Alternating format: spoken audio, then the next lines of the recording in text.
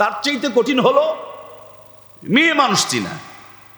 18 বছরে মানুষ চিনা যায়, কিন্তু 18 বছরে মেয়ে মানুষ চিনা যায় না। এজন্য 18 বছরে মানুষ চিনতে পারে, তার জন্য সরকার কয় তুই নেতা নির্বাচন করতে পারবি, তুই এখন মানুষ চিনার মতন হইছস। কিন্তু বউ নির্বাচন করার বেলায় বলছে না, এখনো নয়, 25 বছর। এই কথা বুঝতেছেন না ভাই?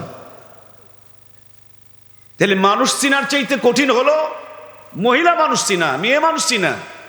এজন্য মেয়ে মানুষ চিনতে আরো 7 বছর বেশি সময় লাগে। কথা কি বুঝতেছেন কিনা? যদি মানুষ চিনার মতন সহজ মেয়ে মানুষ চিনা হতো, তাহলে 18 বছরে বিয়ে করার অনুমতি দিত সরকার। তাহলে সবচাইতে কঠিন হলো মানুষ চিনা, এর চাইতে বেশি কঠিন হলো মহিলা মানুষ চিনা, আর তার চাইতে বড় কঠিন হলো কিছু কিছু ক্ষেত্রে বউকে চিনা।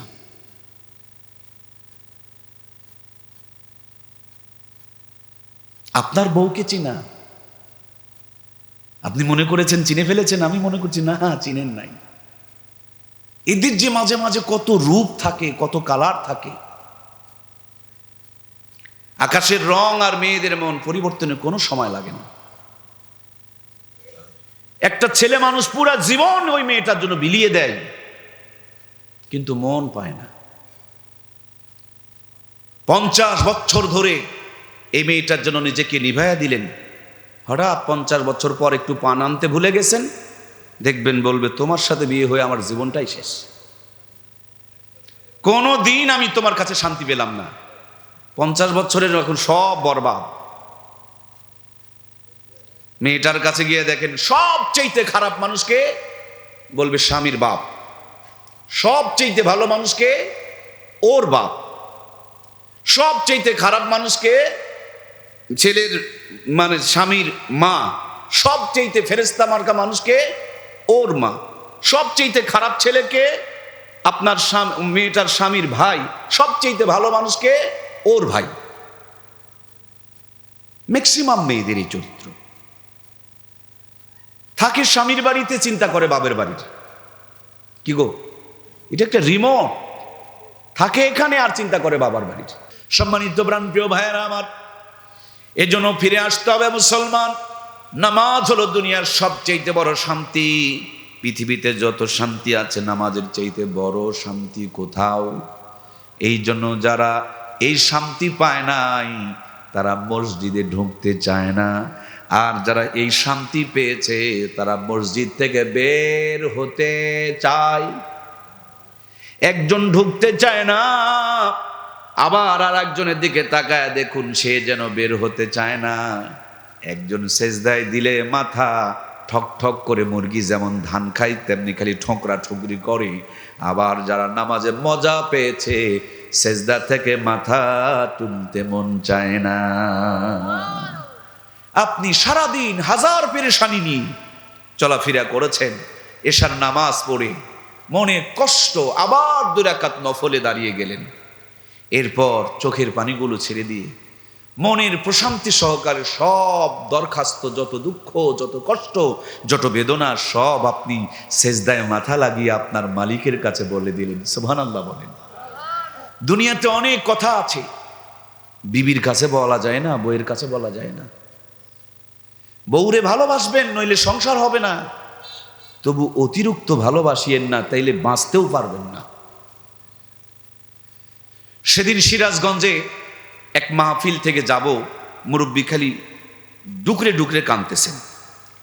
তা আমি বললাম যে কান্না করছেন কেন? বলে আমার বড় ছেলেটার জন্য দোয়া করবেন। কি দোয়া করব?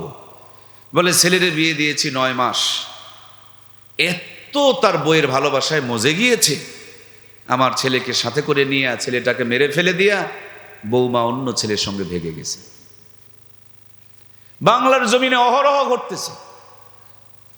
পৃথিবীর সবচেয়ে কঠিন হলো মানুষ চিনা। বলুন, সবচেয়ে কঠিন? একজন মানুষ জন্ম থেকে মৃত্যু পর্যন্ত মানুষ চিনে শেষ করতে পারে নাই।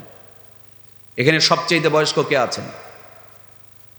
একটা হাত দেখেন না, বয়স্ক মানুষ। ও দাদু, দাদু জি, যারা এখানে সবচেয়ে, এখানে কেউ কি বলতে পারবেন যে আমি মানুষ চিনে শেষ করতে পেরেছি? একটা মানুষও মানুষ চিনে শেষ করতে পারি নাই। তাহলে সবচেয়ে কঠিন কাজ হলো মানুষ চিনা, তার চাইতে বেশি কঠিন হলো মেয়ে মানুষ চিনা। এই ওয়াজ বোঝেনি? সবচেয়ে কঠিন মানুষ চিনা, তার চাইতে কঠিন হলো মেয়ে মানুষ চিনা। 18 বছরে মানুষ চিনা যায়, কিন্তু 18 বছরে মেয়ে মানুষ চিনা যায় না। এজন্য 18 বছরে মানুষ চিনতে পারে, তার জন্য সরকার কয় তুই নেতা নির্বাচন করতে পারবি, তুই এখন মানুষ চেনার মতন হইছস। কিন্তু বউ নির্বাচন করার বেলায় বলছে না, এখনো নয়, 25 বছর। এই কথা বুঝতেছেন না ভাই? তাহলে মানুষ চিনার চাইতে কঠিন হলো মহিলা মানুষ চিনা, মেয়ে মানুষ চিনা। এই জন্য মেয়ে মানুষ চিনতে আরো 7 বছর বেশি সময় লাগে। কথা কি বুঝতেছেন কিনা? যদি মানুষ চিনার মতন সহজ মেয়ে মানুষ চিনা হতো, তাহলে 18 বছরে বিয়ে করার অনুমতি দিত সরকার। তাহলে সবচাইতে কঠিন হলো মানুষ চিনা, এর চাইতে বেশি কঠিন হলো মহিলা মানুষ চিনা, আর তার চাইতে বড় কঠিন হলো কিছু কিছু ক্ষেত্রে বউকে চিনা।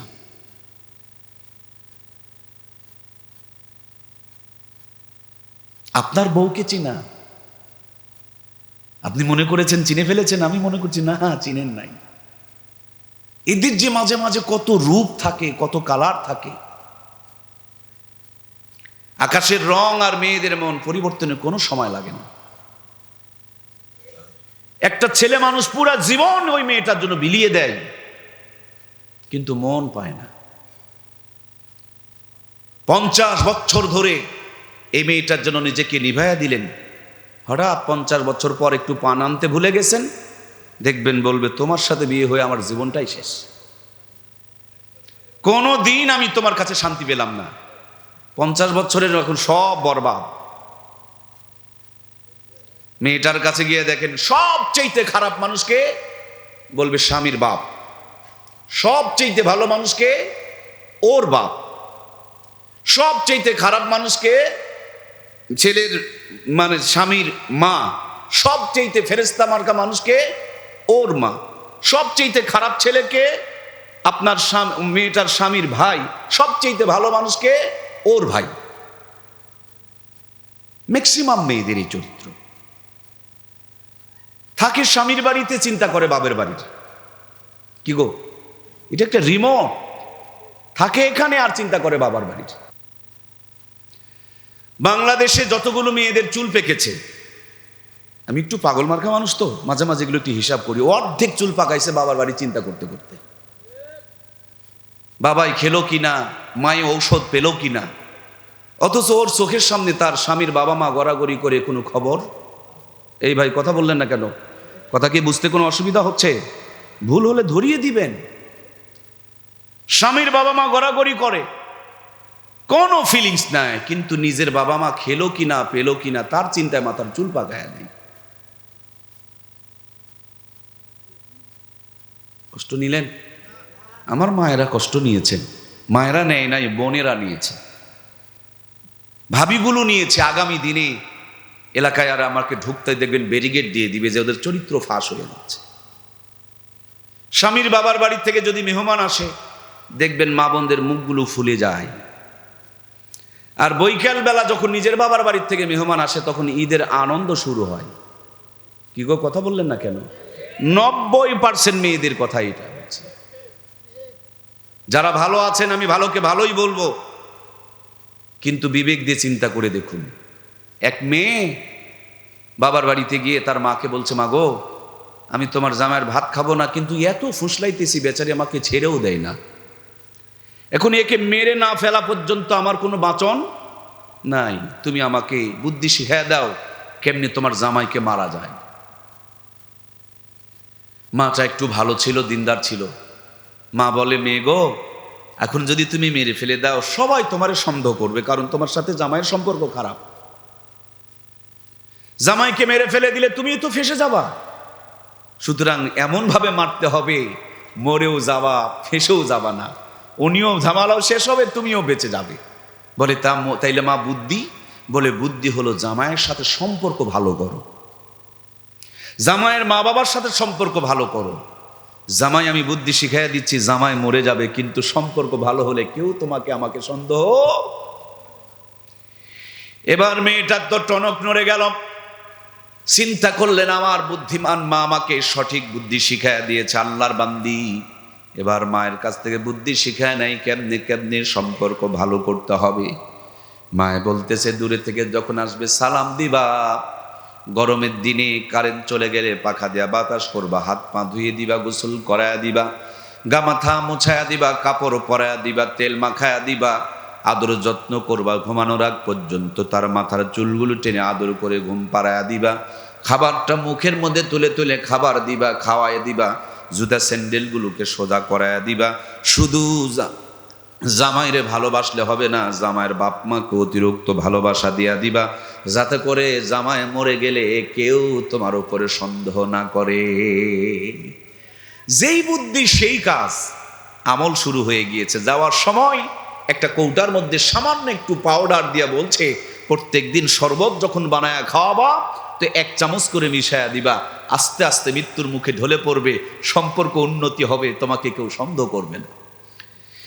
ভাইয়ের আমার 3 দিন যেতে না যেতে সম্পর্কের উন্নতি শুরু হয়ে গেল। 5 দিনের মাথায় শ্বশুর বাড়ির সমস্ত মানুষগুলো মেয়েটার প্রেমে পড়ে গেল। 7 দিন পর জামাই বেচারি ছুটি নিয়া বউকে কক্সবাজারে ঘুরতে চলে গেল। 15 দিন পর ফিরে এসে এই মেয়েটা বাবার বাড়িতে দৌড় দিয়া বলে, মা আমার শ্বশুর বাড়ির মানুষের চাইতে ভালো মানুষ দুনিয়াতে একটাও খুঁজে পাওয়া যাবে না, এরা মানুষ না, এরা ফেরেশতার চাইতে দামি। আমার শাশুড়ি আমাকে ছাড়া কিছু বোঝে না, মাছের মাথা যদি রান্না হয় মাথাটা আমার প্লেটে দিয়া বলে তুমি ভালো না থাকলে আমাদের সেবা যত্ন করবে কে? আমরা দুনিয়াতে আগে এসেছি, কত মাছের মাথা খেয়েছি, তুমি নতুন মানুষ, বাচ্চা মানুষ, তুমি খাও মা, তুমি তো আমাদের একমাত্র ভবিষ্যৎ, তোমার পেটে আমাদের আগামী দিনের সম্পদ পয়দা হবে, আমার নাতি আসবে, সুতরাং তুমি ভালো থাকলে এই সংসার ভালো থাকবে। শাশুড়ি মাছের মাথা আমার প্লেটে তুলে দেয়। শ্বশুরি বাজার থেকে যখন আসে তখন আমার জন্য 1500 টাকা 1800 টাকার বাজার করে নিয়ে আসে, আর জামাই তো আমাকে ছাড়া কিচ্ছু বোঝে না। সুতরাং মা গো মা, তোমার জামাই যদি মরে যায় আমিও কিন্তু শোকের মধ্যে বাঁচব না। আমি বেশি দিন খাওয়াই নাই, 3 দিন যেই তুমি পাউডার দিয়েছিলা ওই পাউডারটা খাওয়াইছি, এর কারণে কি তোমার জামাই মরে যাবে? মেয়েকে বুকে টান দিয়ে নিয়ে বলে, মা এই তোমার শ্বশুর বাড়ির কেউ ভালো আর খারাপ ছিল না, ভালো আর খারাপ হতেও পারে না, ভালো আর খারাপ হলে তুমি এতদিন পর্যন্ত জ্বলাইছো, তার জন্য ওই সংসারে আগুন জ্বলেছে। আর আমার বুদ্ধি পাওয়ার পর স্বামীকে মারার চক্রান্ত করে তুমি ভালো হয়ে গিয়েছো, 1 সপ্তাহের ভিতরে সব মানুষগুলো তোমার প্রেমে পড়ে গেছে। প্রত্যেকটা পরিবারকে আমার বোনেরা জাহান্নাম বানায় রাখছে, না হলে জান্নাত বানায় রাখছে। এই এমন এক চিজ ইচ্ছে করলে একটা পরিবারকে জান্নাত বানাতে পারে, জাহান্নামও বানাতে পারে। সত্যি করে কথা বলেন ঠিক কিনা? একটা মা পারে, একটা মেয়ে পারে, একটা বোন পারে। এই মা চিজ আপনারা কতটুকু চিনছেন তা জানি না, আমি তো চিনিই নাই রে ভাই। বিয়ের পর পর আমার বোনগুলো খালি ভিন্ন থাকবে, ভিন্ন থাকবে, ভিন্ন থাকবে, আলাদা হবে, একা থাকবে। আপনাদের এলাকায় নাই মনে হয়। আবার ওই মেয়েটার যখন একটু বয়স হয় তখন আর ভিন্ন থাকতে, কিরে ভাই কথা বললেন না কেন? বুড়া বয়সে কি মেয়েরা ভিন্ন থাকতে চায়? দেখেন এক মানুষের কয় চরিত্র। সকালবেলা স্বামীর বাবার বাড়ির লোকজন মুখ ফুলানো, বৈকালবেলা নিজের বাপ মার বাড়ি থেকে লোক মুখ এখন আনন্দ। এক মানুষ কয় চরিত্র।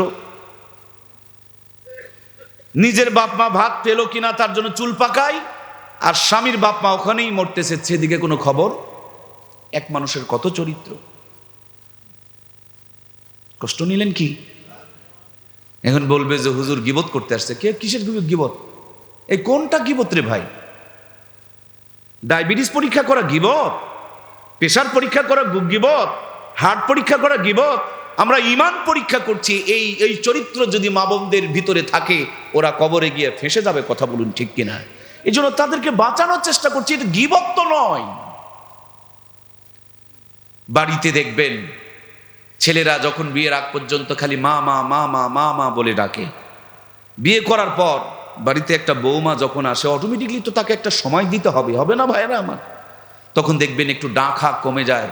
তা আমাদের অনেক খালাম্মা, ফুবি আম্মা, চাচি আম্মারা বলে, এই কাল লাগনি ডাকনি এই বউটা বাড়িতে আসার পর আমার ছেলেকে তাবিজ বানায় ফেলছে।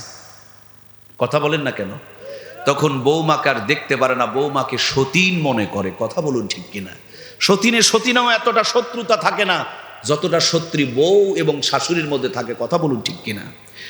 আমার প্রাণপ্রিয় ভাইয়ারা, কিন্তু মায়ের তো চিন্তা করা দরকার। এটা প্রকৃতির একটা নিয়ম আছে। আপনার যখন বিয়ে হয়েছিল তখনকার কথা একটু মনে করুন তো দেখি। বাড়ি ছেড়েছেন, ঘর ছেড়েছেন, সংসার, পরিবার, প্রিয়জন সকলকে ছেড়েছেন, একটা মানুষের মুখের দিকে তাকায় আসছেন। ওই মানুষটা ঘরে ঢুকলেই আপনার ঘরটা আলোকিত হয়ে যায়, আর মানুষটা দূরে থাকলে আপনার জীবনটা যেন অন্ধকার হয়ে যায়। তেমনি ছেলের বউকেও সময় দিতে হবে, ডাক হাঁক একটু কমে যাবে। আর এই আনন্দ দেখে যদি কোনো মা খুশি হতে পারে, ওইটা বুঝতে হবে জান্নাতি মা। কিন্তু শাশুড়ি, অনেক শাশুড়ি আছে, ছেলে এবং ছেলের বউয়ের সম্পর্ক ভালো দেখলে জলে কিটকিট করে, খালি জলে। কি গো, কথা বলছেন না কেন? ছেলে এবং ছেলের বউ যদি ভালো থাকে দেখবেন মায়ের জ্বলা পোড়া শুরু হয়ে যায়। কষ্ট নিলেন মনে হয়? আপনাদের এলাকায় মনে হয় এগুলো নেই। হাইরে জ্বলা জলে গো। তার মেয়ে যেটা সব ভেঙে ফেলে দিয়েছে, কোনো সমস্যা নাই। হঠাৎ বৌমা যদি একটা গ্লাস ভেঙে ফেলে দেয় দেখবেন বাড়িতে ভূমিকম্প চালু হয়। কি গো, কথা বলছেন না কেন? তো খালাম্মা, আপনি এই বৌমাটাকে আগুন দিয়ে জ্বালাবেন আর বুড়া বয়সে আপনার পায়ে তেল মাখাবে? কেউ আজ বোঝেনি রে। এই নতুন মেয়েটা আসছে, একে পোষ মানাও। বনের পাখি যদি পোষ মানালে খাঁচা ছেড়ে না যায়, এই মেয়েটাকে পোষ মানাও খালা। সতীনের মতন দেখো না, মেয়ের মতন দেখো, তাইলে বুড়া বয়সে মায়ের মতন দেখবে। কথা বলুন ঠিক কিনা? ও আমার কলিজার টুকরা বোন, বাপমার এত চিন্তা করিও না। তোমার চোখের সামনে স্বামীর বাবা মা বিছানায় গড়াগড়ি করছে, এদের সেবা যত্ন করো। প্রয়োজনে ফেরেশতা পাঠায়া তোমার বাপমার আল্লাহ সেবা যত্ন করাবে, ঠিক কিনা? কিন্তু আমরা উল্টাটা করি। অনেক সময় মেয়েরা ফোন করে বলে, হুজুর পীরের মুরিদ না হলে নাকি জান্নাত পাওয়া যাবে না। আমি বলি কথা সত্য, কিন্তু মতলব খারাপ। কথা সত্য, বলুন না গো, মতলব খারাপ। আমরা কি পীরের মুরিদ নয়? আমাদের পীরের নাম হচ্ছে মুহাম্মদুর রাসূলুল্লাহ। কি আপনারা তার মুরিদ হয় কি নয়? তো বড়পুর থাকতে ছোট পীর নিয়ে এত টানাটানি কেন রে ভাই? আমাদের পীর তো বলে দিয়েছে 5 ওয়াক্ত নামাজ পড়ো, মা বাবার সেবা করো, রমজানে রোজা রাখো, সতীত্বর হেফাজত করো, স্বামীর খেদমত করো। আমাদের পীর বলে দিয়েছে। দুনিয়াতে যদি কোনো মানুষকে সেজদা করা জায়েজ থাকতো, মেয়েদেরকে বলতাম তোমরা তোমাদের স্বামীর পায়ে সেজদা করো। সুবহানাল্লাহ বলেন। ওই পীরের মুরিদের পর আবার যদি মুরিদ হতে চাও, তাহলে একজন বিবাহিত মেয়েদের জন্য বড় পীরের নাম হচ্ছে তার স্বামী। সুবহানাল্লাহ বলবেন না? কিন্তু আমাদের দেশের 99% মেয়ে ভাতারের মুরিদ। এগুলো কথা বললেন না কেন? ও ভাতার বললাম তাই মাইন্ড করলেন? আমি জেনে শুনেই বলেছি। ওরা দুলা ভাইয়ের মুরিদ হবে, মামাতো ভাইয়ের মুরিদ হবে, খালাতো ভাইয়ের মুরিদ হবে, প্রয়োজনে একটা রাস্তার পাশে ন্যাংটা বাবা পাগলার মুরিদ হবে, কিন্তু স্বামীর মুরিদ হবে 90% মেয়ে। ডানে বললে বামে, বামে বললে ডানে, 90% মেয়ে এই কাম করে। পর্দার আড়ালে যারা ভালো আছেন তাদেরকে ভালোই বলছি, কিন্তু চোরের মন পুলিশ ঘরে কে আমি কলা খাইনি এ কথা যদি কারো জলে বুঝতে হবে সে ওই দলে। কথা বলুন ঠিক কিনা? আমি তো বলিনি আপনার নাম ধরে। আপনার জ্বলছে কেন? তাহলে এই রোগ আপনার ভিতরে আছে। তেল নিয়ে ঘুরে বেড়ায়, কখন কোন পীর পাবে বড় পীর পায়ের তেল মাখাবে। ওরে তেল ফেলে দাও, পীরের পায়ে তেল না মাখায়া স্বামীর পায়ে তেল মাখাও। এই পায়ের নিচেই আল্লাহ তোমার জান্নাত বরাদ্দ করে রেখেছে, ঠিক কিনা? পৃথিবীটা বড় নিদারুণ কঠিন। পৃথিবীর সবচেয়ে বড় কাজ মানুষ চেনা, মনে আছে? তার চাইতে বড় কাজ হলো মহিলা মানুষ মেয়ে মানুষ চিনা, এর চাইতে বড় কাজ হলো বউকে চিনা। কিন্তু এর মধ্য দিয়ে আমাদেরকে চলতে হবে নাকি বলেন ভাই? আল্লাহ আমাদেরকে ইমানি পরীক্ষা নেওয়ার জন্য দুনিয়াতে পাঠিয়েছেন, সব দিয়েছেন আমার আল্লাহ, শুধু হাওয়াকে দেয় নাই। এই জন্য জান্নাতও আদমকে ভালো লাগতেছিল না। আবার জান্নাত থেকে বের হওয়ার সময় কারণটাও ছিল বড় আম্মা হাওয়া। এজন্য প্রাণপ্রিয় ভাইয়েরা, এই সুখ দুঃখ কষ্ট আনন্দ এর মধ্য দিয়েই কোরআন সুন্নাহকে সামনে রেখে আমাদেরকে সামনে এগিয়ে যেতে হবে ইহদিনা সিরাতাল মুস্তাকিমের পথ ধরে। এই পথ আপনাকে আমাকে জান্নাত পর্যন্ত পৌঁছায় দিবে। সুবহানাল্লাহ।